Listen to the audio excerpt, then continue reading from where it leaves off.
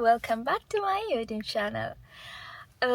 ඉතින් අද දෙසැම්බර් 31 2025 දෙසැම්බර් 31 අද අපි වෝටර්ෆෝල් හන්ටින් එකක් යන්න හදන්නේ.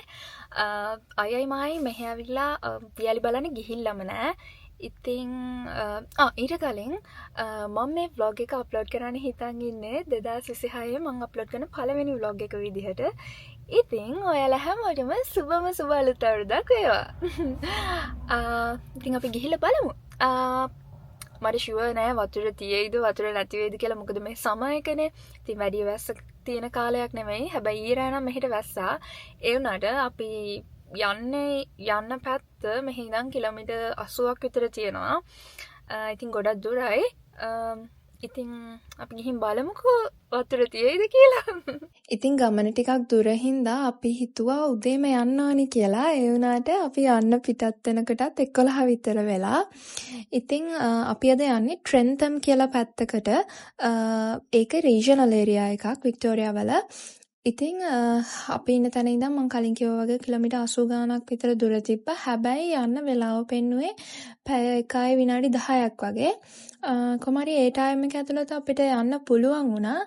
අපි එදා යනකොට හිතාගෙන ගියේ වෝටර්ෆෝල් එක පල්ලෙහාටම යනවා කියලා. මොකද මම වීඩියෝස් වල දැක්කා එහෙම පල්ලෙහාටම යන්න පුළුවන් කියලා. ඒ වුණාට ඉතින් බලන්නකෝ ඉස්සරහට අපිට වෙන වැඩේ.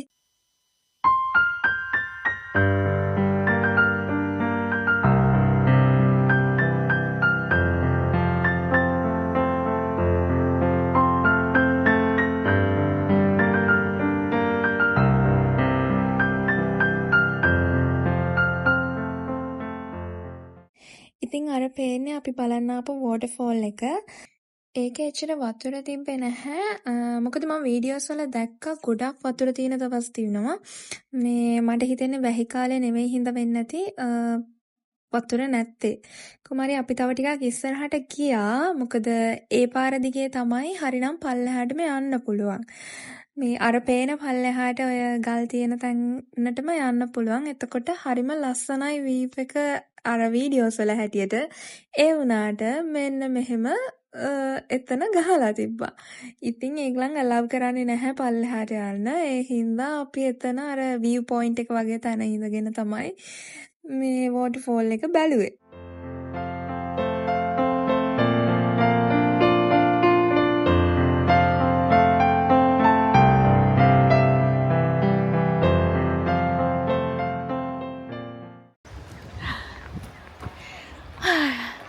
අපි දැන් යන්න හදන්නේ. මොකද අපි හිතාගෙන ආවේ පල්ලෙහාට බහින්න පුළුවන් කියලා. ඒ වුණාට පල්ලෙහාට යන්න බෑ. මොකද එයාලා අර එතන උඩ තියෙන ගල් කඩාගෙන වැටෙනවා කියලා මේ එම ඇක්සිඩන්ට්ස් වෙලා තියෙනවා කියලා එයාලා එතන දොරක් වගේ දාලා ඒක වහලා තියෙන්නේ. ඒ හින්දා අපි ඉතින් ගියේ නෑ. මේ යන්නත් බෑ. කොහොමත් මේ ඉතින් අපි දැන් මේ ආයි යන්න කියලා හදන්නේ. යන්න කලින් කන්න ඕන උඩ නිකන් අර ටේබල්ස් වගේ තියෙනවා මේ අවුට්ඩෝර් ටේබල්ස් වගේ. ඉතින් මං කෑම හදාගෙන ආවා. මම බර්ගර්ස් හදාගෙන ආවා. අපි ඒව කාලා තමයි යන්න හදන්නේ. එහෙනම් බලමුකෝ. ඉතින් අපේ වෝටර්ෆෝල් හන්ටින් ප්ලෑන් එක හරි ගියේ නැති හින්දා අපි දුකටත් එක්ක ගෙනාපුවා කාලා ගෙදර යනවාද කියලා හිත ඉන්නකොට අයියා කිව්වා කොහේ හරි ළඟ තැනක් තිබ්බොත් යන්න බලමු කියලා. මෙච්චර දුරක් ආපු එකේ මේ ඊට පස්සේ ඉතින් අපි දෙන්නම පොඩ්ඩක් සර්ච් කරා කන ගමන් ළඟ තියෙන තැන්. මොකද මං වෙන ප්ලෑන් එකක් හිතාගෙන ආවෙත් නැහැ. මං හිතුවේ මෙතනට යන්න පුළුවන් කියලා. එහෙම අපි පල්ලෙහාටම ගිහිල්ලා ආයි උඩට එනවා නම් ටිකක් වෙලාවත් යනවනේ. ඒ නිසා මං වෙන ප්ලෑන් එකක් ප්ලෑන් කරන් ආවේ නැහැ. අපි කාලාවා දැන් අපි යන්න හදන්නේ තව හයික් එකක්. මොකද අපිට වෙලාව තියෙනවා. අපි හවසට යන්න හිතන් ඉන්නේ මේ හවසට කියන්නේ රෑට සිටි එකට යන්න හිතන් ඉන්නේ. ඉතින් තව ටිකක් වෙලා තියෙනවා ගෙදර යන්න දැම්ම උමනාවක් නැහැ. ඒ හින්දා අපි යන පාරෙම චුටයි හරි ගියාම හැංගින් රොක් කියලා මේ හයික් එකක් තියෙනවා. අපි බැලුවේ ඒකත් යන්න. හැබැයි මට ඒක ගොඩක් වෙලා යන හයික් එකක් නම් යවෙන එකක් නැහැ. ඒක ෂුවර් නෑ. ගිහින් බලන්න ඕන කොහොමද කියලා. මොකද එතන වීව් එක ලස්සනයි මං හිතන්නේ. හරි අපි යමු. මට කියන්න අමතක වුණා. අපි අර කලින් ගියපු waterfall එක තමයිලු වික්ටෝරියා ස්ටේට් එකේ තියෙන the highest single drop waterfall. ඒ කියන්නේ අර waterfall එක වෙන වෙන steps වලට cascades වලට in between කැඩෙන්නේ නැහැ. එකම clean fall එකක් තියෙන්නේ. ඒ හින්දා ඒකලු highestම single drop waterfall එක. ඉතින් අපි මේ ඊළඟට ආවේ hanging rock කියන තැනට. මං අයියට කලින් කිය ඉඳියා මෙතනට අපි දවසක යමු කියලා. හැබැයි මං දැනන් හිටියේ නෑ ට්‍රෙන්ටන් ෆෝල්ස් කිට්ටුවම තමයි මේක තියෙන්නේ කියලා. කොහොම හරි ඉතින් අපි එතනටත් ආවද? ඉතින් මේ තැන හැදිලා තියෙන්නේ අවුරුදු මිලියන 6කට කලින් සිද්ධ වුණ වෝල්කැනික් ඉරප්ෂන් එකක් නිසාලු. කොහොම හරි මෙතන මේ උඩට පැති දෙකකින් එන්න පුළුවන්. ඒ කියන්නේ සමිට් වෝක් එකෙන් එන්නත් පුළුවන්. තව ස්ටෑර්ස් උත් තියෙනවා. අපි ආවේ සමිට් එක දිගේ. ඒකේ තව තිබ්බා බේස් වෝක් එකකුයි තව ක්‍රීක් වෝක් එකක්ද කොහෙද යන්නත් පුළුවන් කියලා. හැබැයි අපිට ඒවා යන්න නම් වෙලාව තිබ්බේ නැහැ. මොකද මෙතන හැමතැනම නෝටිස් ගහලා තියෙනවා ලාස්ට් එන්ට්‍රි එක තියෙන්නේ 3:00ට හවස. ඒ වගේම හවස 5 වෙද්දි හැමෝම පාක් එකෙන් එළියට යන්න ඕනි. නැත්නම් පෙනල්ටිස් ඇප්ලයි කියලා. ඉතින් අපි මෙතනට එනකොටත් 3:00 කිට්ටු වෙලා තිබ්බේ. කියන්නේ 3:15 වගේ වෙලා තිබ්බේ. ඒ හින්දා වෙලාවට අපිට ඇතුළට එන්න පුළුවන් වුණා. ඒ වුණාට අපිට උඩටම යන්න තිබ්බ ආසාව නිසා අපි හිතුවා සමිට් වෝක් එක යන්න ඕනි කියලා. දැන් නම් අපි මේ උඩටම ලං වෙලා ඉන්නේ. මම මේ හැංගින් රොක් ගැන විස්තර හොයද්දී මට හම්බුණා ඕස්ට්‍රේලියානු ඔතර් කෙනෙක් නවල් එකක් ලියලා තියෙනවා පික්නික් ඇට් හැංගින් රොක් කියලා. ඒකෙන් ඉන්ස්පයර් වෙලා මූවි එකකුත් හදලා තියෙනවා පික්නික් ඇට් හැංගින් රොක් කියලාම. ඒකේ තියෙන්නේ ඕස්ට්‍රේලියාවේ බෝඩින් ස්කූල් එකක ෆීමේල් බෝඩින් ස්කූල් එකක ස්ටුඩන්ට්ස්ලා වගේක් මෙතනට පික්නික් එකක් එනවා. ඊට පස්සේ ඒගොල්ලන් අතුරුදහන් වෙන කතාවක් තමයි තියෙන්නේ. මම දන්නේ ඒක true story එකක්ද fictional story එකක්ද කියලා. ඔයාලට ඒ පොත හම්බුණත් කියලා බලන්න ඉතින්. කොහොම හරි මෙතන උඩට පේන view එක නම් මාරම ලස්සනයි. ඔක්කොම වටේම පේනවා මෙතනට. ගොඩක්ම farm lands තමයි පේන්නේ. ඒ උනාට view එක නම් හරිම ලස්සනයි.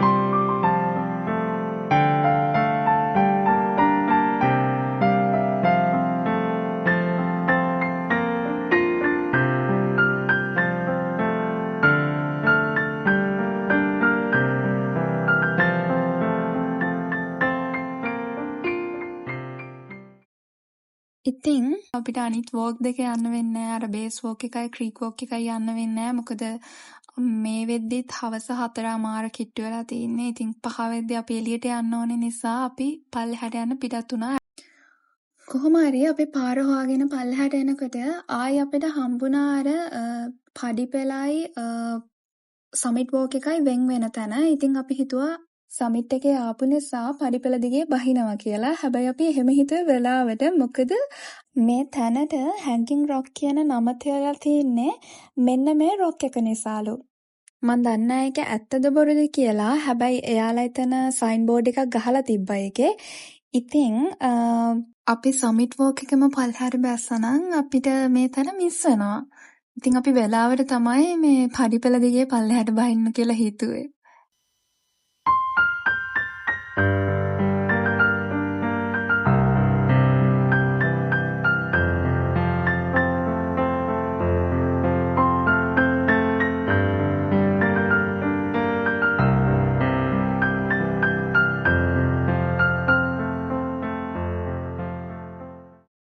ඉතින් මම මේ පල්ලෙහාට ආවා මේ එතන සුවනේ ෂොප් එකක් තියෙනවා මම දැක්කා උඩට යනකොට. ඉතින් එතනින් ෆ්‍රිජ් මැග්නට් එකක් ගන්න ආවේ. ඒ වුණාට ඒක ක්ලෝස් කරලා. අපරාධි මට යන්න කලින් ඒක අරන් යන්න තිබ්බේ. කොහමරි අපි එක්සිට් වෙනකොට ටිකට් එකක් ගන්න ඕනේ. ඉතින් මේ අපි ඒ ටිකට් එක ගන්නවා නැත්නම් ගේට් එක ඕපන් වෙන්නේ නැහැ වාහනේට. ඊට පස්සේ ටිකට් එකත් අරගෙන අපි තව තැනක් බලන්න යන්න තමයි දැන් හදන්නේ. අපි මේ අපි දැන් හැගින් රොක් ගිහිල්ලා ආවා. ඉතින් අපි දැන් අයියට යන්න ඕනලු අර ඇන්ටි ග්‍රැවිටි එකක් බලන්න. ඒකට යන්න තමයි හදන්නේ. ඇන්ටි ග්‍රැවිටි මොකක්ද එකක් තියෙනවා බලන්න. ඒකට යන්න තමයි හදන්නේ ගෙදර යන්න කලින්. හැබැයි දැන්ටම 5යි වෙලාව. අපි ගෙදර යද්දි කීය වෙයිද දන්නේ නැහැ. මොකද අපි දැන් සිටි එකට යන්නත් එපා ගිහිල්ලා. බලමු. අපි ඊළඟට යන්නේ මුකුත් වීව් එකක් තියෙන තැනක් බලන්න නෙවෙයි. අපි යන්නේ ඇන්ටි ග්‍රැවිටි හිල් කියලා තැනකට. මොකද අපි දවසක් ඔය මේ හැංගින් රොක් ගැන කතා වෙද්දී අපේ අයියා කෙනෙක් කිව්වා හැංගින් රොක් ගියොත් මේ තැනටත් යන්න කියලා. මේක ඇත්තටම තියෙන අපි යන පාරෙමයි. ඒ පාර පොඩි කඳු පාරක්. කියන්නේ පොඩි කන්දක් වගේ තමා පොඩි ස්ලෝප් එකක් තියෙන පාරක්. එතකොට එතන ඇත්තටම වෙන්නේ අපි ඒ වගේ පාරක ඉඳන් වතුර බෝතලයක් වගේ දෙයක් පල්ලෙහාට තල්ලු කරොත් ඇත්තට මේක පල්ලෙහාටනේ යන්නේ කන්ද පල්ලෙහාටනේ ස්ලෝප් එක තියෙන පල්ලෙහාට යන්නේ. හැබැයි මෙතන වෙන්නේ ඒක උඩ පැත්තට තමයි රෝල් වෙලා යන්නේ. දැන් මේක අපි මෙතන try කරන්න හදනේ වාහනේ පොඩක් ඉස්සරහට drive කරලා ඊට පස්සේ වාහනේ neutral එකට දාලා brake එක release කරාට පස්සේ මේ රෝද ටික ඉබේම තමා කැරකිලා උඩට යන්නේ. මේ ඒක නිකම්ම ඔටෝම තමා කැරකිලා උඩට යන්නේ. ඒක ඇත්තටම මොකක් හරි magnetic force එකක්ද එහෙමද දන්නෙත් නෑ. හැබැයි නැත්තම් optical illusion එකක්ද දන්නෙත් නෑ. හැබැයි ඒක ඇත්තට දකිනකොට ඒක හරිම පුදුමයි. මේ අපේ වාහනේ දිගටම මේ පිටිපස්සට යන්නේ වාහනේ රිවර්ස් එකට දාලා නෙවෙයි. ඒක ඔටෝම තමයි වෙන්නේ. අර at one point it stops but ගොඩක් දුර මේ හරිම වේගෙන් තමයි මේක මේ යන්නේ. මේ දෙපැත්තේ වාහන එන්නේ නැති හින්දා හොඳයි. ඒ කියන්නේ මේ පාරේ වැඩි වාහන යන්නේ නැහැ ඇත්තටම. ඉතින් අපි මේක ඉස්සරහ පැත්තට try කරා වාහනේ නියුට්‍රල් එකට දාලා. ඕස්ට්‍රේලියාවල මේ වගේ ඇන්ටි ග්‍රැවිටි හිල්ස් තව කීපයක් තියෙනවලු. ඔයාලට මේ වීඩියෝ එකේ ටිකක් පෙනෙයි අර පැත්තේ කන්ද තියෙන්නේ. ඉතින් ඒ කන්දෙන් පල්ලම වගේ තමයි මේ ටික තියෙන්නේ. හැබැයි ඊට එහා පැත්තෙත් කන්ද තමයි තියෙන්නේ. ඉතින් එහෙම තමයි එතන තියෙන්නේ. ඒක මන් දන්නේ ඔප්ටිකල් ඉලූෂන් එකක්ද කියලා. ඒ වුණාට ඒ වැඩේ හරිම පුදුමයි. කොහොම හරි අපි ඉතින් එතන පොඩක් වෙලා ඉඳලා ඒක හරිම ෆන් වැඩක්. ඊට පස්සේ අපි ගෙදර ආවා. One eternity later. ඊට පස්සේ අපි මේ රෑ වෙලා සිටි එකට යන්න තමයි හදන්නේ. මෙන්න මෙයාලා දෙන්න එක තමයි අපි අද යන්නේ. ඉතින් අපි මේ යන්නේ සිටි එකට New Year celebration එකට fireworks බලන්න තමයි යන්නේ. මම මෙහෙට ඇවිල්ලා දැන් New Year's දෙකක් celebrate කරානේ ඊට කලින්. හැබැයි මම ඒ එකකදීවත් සිටි එකට ගිහිලා නැහැ fireworks බලන්න. මේ first time යන්නේ. ලංකාවේදී වුණත් මම එකම එක පාරයි Gold Face වලට ගියේ fireworks බලන්න campus ඉන්න කාලේ. යාළුවෝ කට්ටියත් එක්ක ගියා. අයියයි මයි මේ යද්දී ඒකත් මතක් කර කර ගියා. මොකද අපි එදා Gold Face ගියපු ඒ යාළුවෝ කට්ටිය දැන් ලෝකේ එක එක තැන්වල එක එක දේවල් කරනවා. ඉතින් කවදා හම්බෙයිද දන්නේ නැහැ යාළුව. එහෙම තමයි ඉතින් එදා හොඳටම සීතල දවසක් ඒ වුණාට අපි frozen drinks දෙකකුත් අරගෙන ඊට පස්සේ පොඩ සිටි එකේ ඇවිදින්න ගියා. මොකද රෑට ඇවිදින්න chance එකක් වැඩිය හම්බෙලා නැහැනේ. මෙන්න මේ හරියට කියන්නේ China Town කියලා. මෙතන ගොඩක්ම තියෙන්නේ Chinese shops මේ restaurants ඒ වගේ තමයි. අපි ඉතින් China Town උත් බලාගෙන ඊට පස්සේ අපි Flinders Street station එක පැත්තට තමයි ගියේ. මෙතන මේ Melbourne Town Hall එකේ පොඩි countdown එකක් යනවා. ඔයාලට පේනවද දන්නේ නැහැ ඒක less than 2 hours to go කියලා පෙන්නුවා. ඒ කියන්නේ New Year එකට. ඉතින් අපි මෙතනට එද්දි පුදුම සෙනගක් ඉඳියේ. මෙච්චර සෙනගක් මම නම් expect කරේ නෑ. ඉතින් එයාලා හැමතිස්සෙම announcements දුන්නා to see the best fireworks, go to this place, go to that place කියලා. ඉතින් අපි ගියේ එතනින් Treasury Gardens කියන තැනට. එතනත් ගොඩක් සෙනග ඉන්දියා. එතන DJ එකකුත් play වුණා. ඊට පස්සේ තව මේ food stalls එහෙම ගොඩක් තිබ්බා. ඉතින් අපි countdown එකේ යනකම් පොඩක් වෙලා වාඩි වෙලා ඉන්දියා එතන. ඊට පස්සේ අයියේ අක්කයි ගිහිල්ලා පීට්සා එකක් අරන් ආවා. ඉතින් අපි ඒකත් අවුරුද්ද ලබන්න කලින් කාලේ ඉවර කරා. ඊට පස්සේ ඉතින් countdown එක පටන් ගත්තා. Here we go, Melbourne.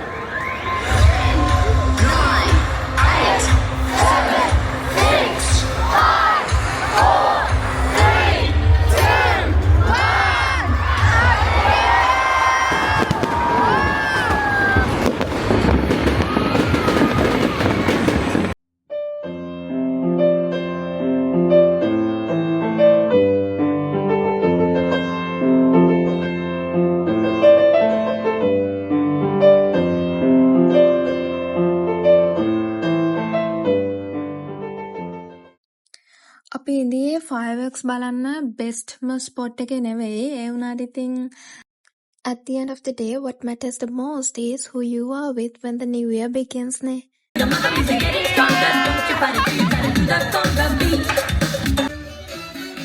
ඉතින් ඔයාලා හැමෝටම සුබ අලුත් අවුරුද්දක් වේවා. මෙල්බන් වල මේ වගේ වීඩියෝස් ඉස්සරහටත් බලන්න මගේ channel එක subscribe කරලා එකතු වෙන්න. එහෙනම් ගිහින් එන්නම්. Thank you for watching.